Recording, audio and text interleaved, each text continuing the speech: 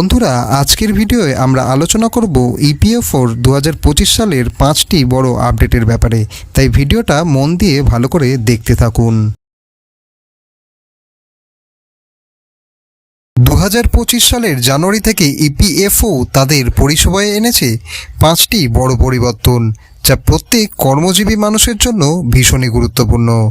বন্ধুরা, আপনারা যদি ইপিএফ সদস্য হন বা একজন চাকরিপ্রার্থী হন, এই নিয়মগুলো না জানলে কিন্তু ভবিষ্যতে সমস্যায় পড়তে পারেন। আজকের ভিডিওতে আমি আপনাদের সঙ্গে এমন কিছু তথ্য শেয়ার করব যেগুলো আগে হয়তো আপনি কোথাও শোনেননি।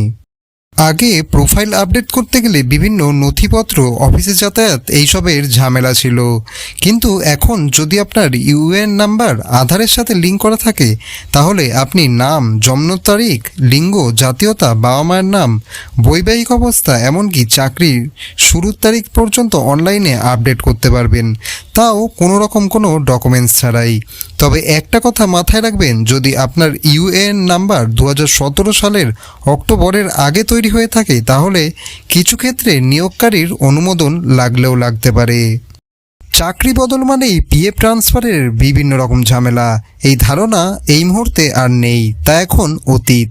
2025 সালের 15ই জানুয়ারি থেকে পিএফ ট্রান্সফার এখন অধিকাংশ ক্ষেত্রে নিয়োগকারীর অনুমোদন ছাড়াই অনলাইনে সম্পন্ন করা যাচ্ছে। মানে আপনি শুধু চাকরি বদলালেন, পিএফ অটোমেটিকলি চলে যাবে এক অ্যাকাউন্ট থেকে আপনার নিজেরই আরেক অ্যাকাউন্টে, তাও একদম হ্যাসেল ফ্রি। বন্ধুরা, যদি আপনার ইউএএন নাম্বার আধারে ভেরিফাইড হয়ে থাকে, তাহলে এখন যৌথ ঘোষণাপত্র অনলাইনে জমা দিতে পারবেন।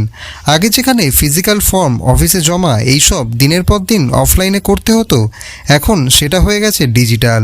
তবে যদি ইউএএন নাম্বার তৈরি না থাকে বা আধার লিঙ্ক করা না থাকে, তাহলে এক্ষুনি ফিজিক্যাল ফর্ম আপনি ফিল আপ করুন, আর তা এই মুহূর্তে খুবই বাধ্যতামূলক। 2025-এর শুরু থেকেই ইপিএফও এনেছে এনপিসিআই প্ল্যাটফর্মের মাধ্যমে সেন্ট্রালাইজ পেনশন পেমেন্ট সিস্টেম। আগে যেমন পিপিও এক অফিস থেকে অন্য অফিসে পাঠাতে হতো, এখন আর সেই দরকার নেই। আপনার পেনশন সরাসরি চলে আসবে আপনার ব্যাঙ্ক অ্যাকাউন্টে, তাও আপনি যেই ব্যাঙ্ক অ্যাকাউন্ট নাম্বার দেবেন সেই ব্যাঙ্কেই। বন্ধুরা, যদি আপনার বেতন নির্ধারিত সীমার বেশি হয় এবং আপনি সেই অনুযায়ী পেনশন পেতে চান, তাহলে অতিরিক্ত অবদান দিয়ে আপনি সেই সুযোগ নিতে পারেন।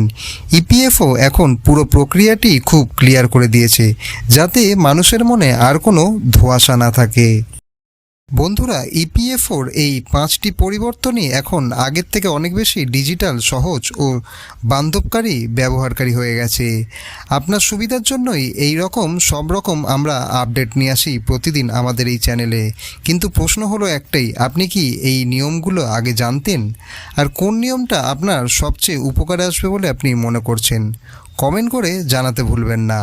ভিডিও ভালো লাগলে সাবস্ক্রাইব, লাইক আর বন্ধুদের সাথে অবশ্যই শেয়ার করবেন, কারণ এমন ইনফরমেশান খুব কম জায়গায় পাওয়া যায়, তাও এত সহজ ভাষায়।